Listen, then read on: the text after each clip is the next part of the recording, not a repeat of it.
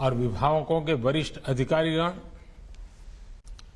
कार्यक्रम में उपस्थित अन्य महानुभाव, देवियों और सज्जनों,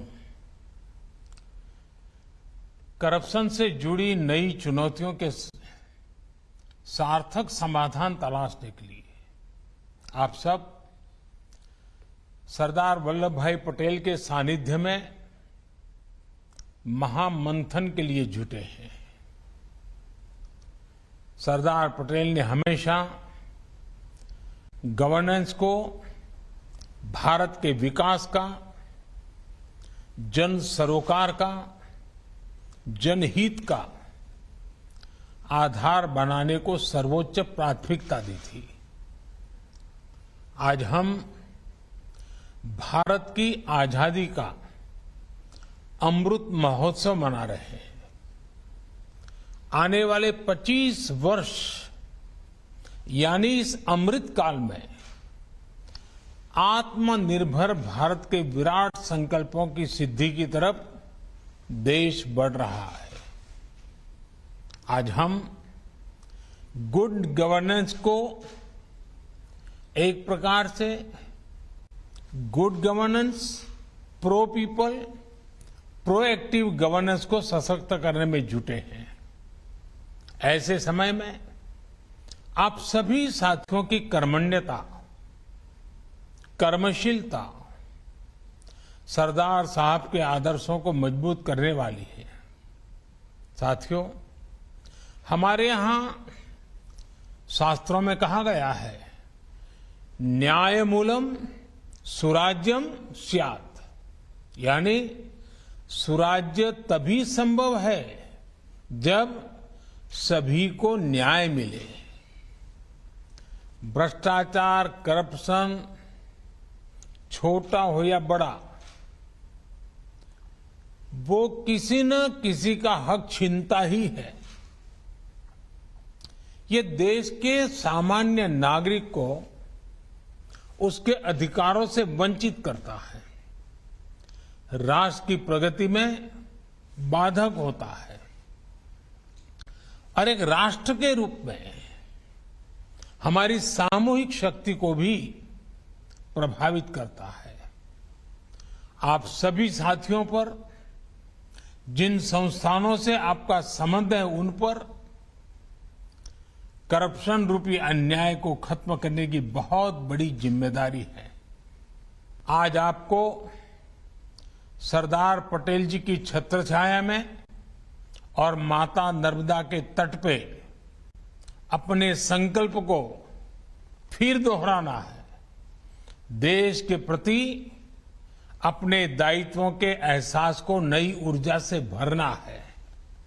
साथियों, बीते 6-7 सालों के निरंतर प्रयासों से हम देश में एक विश्वास कायम करने में सफल हुए हैं कि बढ़ते हुए करप्शन को रोकना संभव है।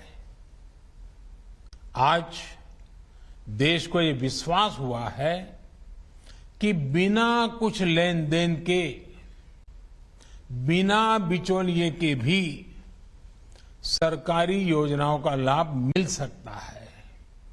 और आज देश को ये भी विश्वास हुआ है कि देश को धोखा देने वाले, गरीब को लूटने वाले कितने भी ताकतवर क्यों ना हो, देश और दुनिया में कहीं भी हो, अब उन पर रहम नहीं किया जाता।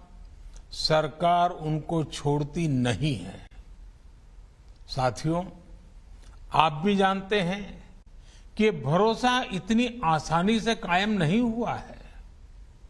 पहले जिस तरह सरकारें चली, पहले जिस तरह व्यवस्थाएं चली, उनमें राजनीतिक और प्रशासनिक इच्छाशक्ति दोनों की कमी थी। आज भ्रष्टाचार पर प्रहार की राजनीतिक इच्छा शक्ति भी है और प्रशासनिक स्तर पर निरंतर सुधार भी किया जा रहा है। साथियों, आज 21वीं सदी का भारत आधुनिक सोच के साथ ही टेक्नोलॉजी को मानवता के हित में इस्तेमाल करने पर बल देता है। न्यू इंडिया इनोवेट करता है, इनिशिएट करता है और इम्प्लीमेंट भी करता है। न्यू इंडिया अब ये भी मानने को तैयार नहीं है कि भ्रष्टाचार सिस्टम का हिस्सा है। उसे सिस्टम ट्रांसपेरेंट चाहिए, प्रोसेस एफिशिएंट चाहिए और गवर्नेंस स्मूथ चाहिए। साथियों, आजादी के बाद के दशकों में देश में जो व्यवस्था बनी, जो सोच रही, उसमें यही भावना प्रधान थी कि सरकार सब कुछ अपने कब्जे में रखे। तब की सरकारों ने मैक्सिमम कंट्रोल अपने पास रखे और इस वजह से सिस्टम में अनेक प्रकार की गलत प्रवृत्तियों ने जन्म ले लिया। मैक्सिमम कंट्रोल, चाहे वो घर में हो, परिवार में हो या फिर देश में, मैक्सिमम डैमेज करता ही है। इसलिए हमने देशवासियों के जीवन से सरकार के दखल को कम करने को एक मिशन के रूप में काम लिया है। हमने सरकारी प्रक्रियाओं को सरल बनाने के लिए निरंतर प्रयास किए। मैक्सिमम गवर्नमेंट कंट्रोल के बजाय मिनिमम गवर्नमेंट, मैक्सिमम गवर्नेंस पर फोकस किया। साथियों, आप सभी इस बात के भी साक्षी हैं कि देश के नागरिकों को सशक्त करने के लिए किस तरह ट्रस्ट और टेक्नोलॉजी पर विशेष बल दिया गया है। आज देश में जो सरकार है वो देश के नागरिकों पर ट्रस्ट करती है, उन्हें शंका की नजर से नहीं देखती है। इस भरोसे ने भी भ्रष्टाचार के अनेकों रास्ते बंद किया है। इसलिए दस्तावेजों की वेरिफिकेशन के लेयर्स को हटाकर करप्शन और अनावश्यक परेशानी से बचाने का रास्ता बनाया है। डिजिटल टेक्नोलॉजी से जन्म प्रमाण पत्र से लेकर पेंशन के लिए जरूरी जीवन प्रमाण पत्र तक सैकड़ों सुविधाएं बिना बिचौलियों के डिलीवर की जा रही है। ग्रुप सी और ग्रुप डी की भर्तियों से इंटरव्यू खत्म किया तो गरीब और मिडिल क्लास को करप्शन के दबाव से मुक्ति मिली है। गैस सिलेंडर की बुकिंग से लेकर टैक्स से जुड़ी प्रक्रियाओं तक ऑनलाइन और फेसलेस प्रक्रियाएं उन लंबी लाइनों से मुक्ति दे रही हैं जो भ्रष्टाचार का बहुत बड़ा जरिया रही है। साथियों, ट्रस्ट और टेक्नोलॉजी से एफिशिएंट गवर्नेंस और ईज ऑफ डूइंग बिजनेस पर क्या असर हुआ है, ये आप सभी भली भांति जानते हैं। परमिशन और कंप्लायंस के नाम पर, बिजनेस को शुरू करने और बंद करने के नाम पर, बैंकों से लोन लेने या लोन को रफा दफा करने को लेकर जो कुछ भी अतीत में हुआ है, जो देश को नुकसान हुआ है, उसे अब ठीक किया जा रहा है। बीते सालों में सैकड़ों ऐसे पुराने कानूनों के जाल को हमने साफ किया है और आज की चुनौतियों को देखते हुए सख्त नए कानून भी देश को दिए हैं। हजारों कंप्लायंस और भांति भांति के एनओसी, तरह तरह की परमिशंस के नाम पर करप्शन का कैसा खेल चलता था, ये आपसे बेहतर कौन जानता है। बीते सालों में हजारों कंप्लायंसेस खत्म किए जा चुके हैं और आने वाले समय में ऐसे हजारों कंप्लायंसेस और खत्म करने का इरादा है। अधिकतर परमिशंस को फेसलेस किया जा चुका है और सेल्फ असेसमेंट, सेल्फ डिक्लेरेशन जैसी प्रक्रियाओं को बिजनेस के लिए भी प्रोत्साहित किया जा रहा है। जैम यानी गवर्नमेंट ई मार्केट प्लेस की वजह से सरकारी खरीद और ई टेंडरिंग में पारदर्शिता आई है, उलझनें कम हुई है। डिजिटल फुटप्रिंट ज्यादा से ज्यादा होने से इन्वेस्टिगेशन भी ज्यादा आसान और सुविधाजनक हो रहे हैं। हाल में लॉन्च किया गया PM Gati Shakti national master plan, इससे भी डिसीजन मेकिंग से जुड़ी अनेक मुश्किलें समाप्त होने वाली हैं। साथियों, जब हम ट्रस्ट और टेक्नोलॉजी के दौर में आगे बढ़ रहे हैं तो आप सभी साथियों, आप जैसे कर्मयोगियों पर देश का ट्रस्ट भी उतना ही अहम है। हम सभी को एक बात हमेशा याद रखनी है, राष्ट्र प्रथम, नेशन फर्स्ट हमारे काम की एक ही कसौटी है और वो है जनहित, जन सरोकार। अगर हमारे फैसले इस कसौटी पर खरे उतरते हैं तो मैं हमेशा देश के हर कर्मयोगी के पीछे पूरी मजबूती से खड़ा मिलूंगा।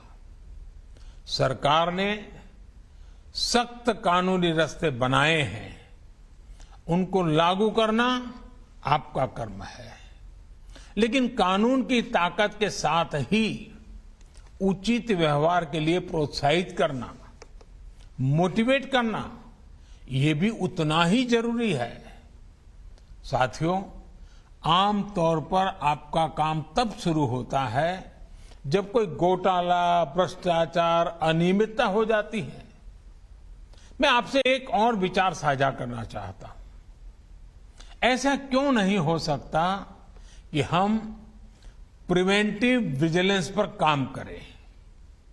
अगर हम सतर्क हैं, अलर्ट है, तो ये काम आसानी से किया जा सकता है। आप तकनीक का, अपने अनुभव का सहारा लेकर इस व्यवस्था को और मजबूत कर सकते हैं। प्रिवेंटिव विजिलेंस के लिए सतर्कता, तकनीक के साथ ही प्रक्रिया में सरलता, स्पष्टता, ट्रांसपेरेंसी, इसे लाकर हम कई बड़े बदलाव ला सकते हैं। आज देश में कई सरकारी विभाग, बैंक, पीएसयू, वित्तीय संस्थान प्रिवेंटिव विजिलेंस की दिशा में कई महत्वपूर्ण काम कर रहे हैं। हम सभी ने अपने घरों में अनेक बार सुना है, prevention is better than cure. आप कोशिश करें कि प्रिवेंटिव विजिलेंस आपकी कार्य प्रणाली का हिस्सा बने।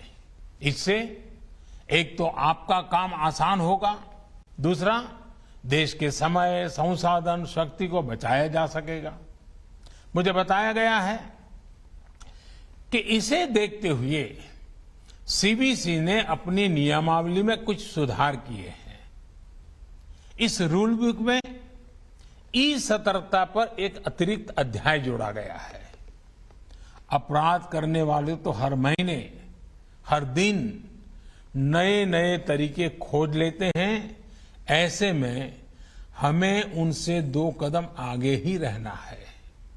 साथियों, आपको याद रखना है कि आपकी साझेदारी इस मिट्टी से है, मां भारती से है। देश और देशवासियों को धोखा देने वाले के लिए देश और दुनिया में कोई भी सेफ हेवन नहीं होना चाहिए। कोई कितना भी ताकतवर हो, अगर वो राष्ट्र हित के, जनहित के विरुद्ध आचरण कर रहा है तो उस पर एक्शन से पीछे हटने की जरूरत नहीं है। हमें राष्ट्र हित में अपना कर्म करते जाना है, अपने दायित्वों को पूरी निष्ठा और ईमानदारी से निभाना है। और एक बात आप सभी को याद रखनी है, आपका काम किसी को डराने का नहीं है, बल्कि गरीब से गरीब के मन मस्तिष्क से बेवजह का डर निकालना है, हिचक के माहौल को दूर करना है। भ्रष्टाचार के विरुद्ध देश की लड़ाई दिनों दिन और मजबूत हो, इसके लिए आपके प्रयास बहुत जरूरी हैं। हमें इस लड़ाई को एजेंसियों तक ही सीमित नहीं रखना है। इसलिए आज टेक्नोलॉजी के नकारात्मक पहलुओं से निपटना भी बहुत जरूरी है। जैसे कोई भी ताला फुल प्रूफ नहीं हो सकता, गलत नीयत वाला उसकी चाबी खोज ही लेता है, वैसे ही टेक्नोलॉजी का तोड़ भी अपराधी मानसिकता वाले ढूंढ ही लेते हैं। मजबूत डिजिटल गवर्नेंस के साथ साइबर क्राइम और साइबर फ्रॉड भी एक बहुत बड़ी चुनौती बनती जा रही है। मुझे विश्वास है कि आप सभी एक्सपर्ट्स आने वाले दिनों में इन चुनौतियों पर गंभीरता से मंथन करेंगे।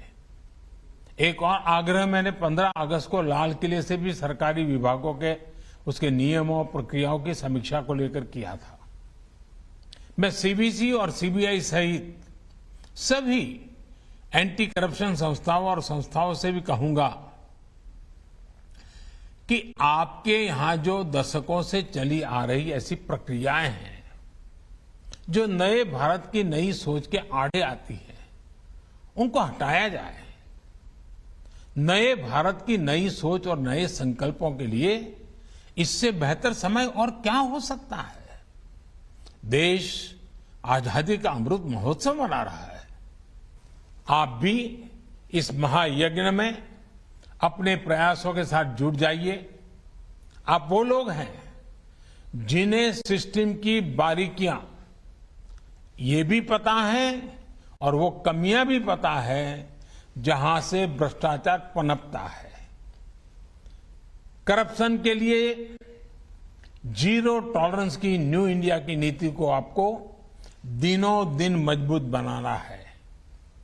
आप इस महामंथन के दौरान भी इस प्रकार की प्रक्रियाओं और कानूनों पर चर्चा करेंगे। आप कानूनों की इस तरह लागू करेंगे कि गरीब सिस्टम के करीब आए और भ्रष्टाचारी एक एक कर सिस्टम से बाहर हो। ये बहुत बड़ी देश सेवा होगी। आजादी के अमृतकाल में करप्शन मुक्त समाज के निर्माण के लिए आप इनोवेशंस के साथ आगे बढ़ेंगे। इसी कामना के साथ आपको बहुत बहुत शुभकामनाएं, बहुत बहुत धन्यवाद। प्रधानमंत्री नरेंद्र मोदी को आप सुन रहे थे और सीवीसी और सीबीआई अधिकारियों को उनसे सीधा संवाद था।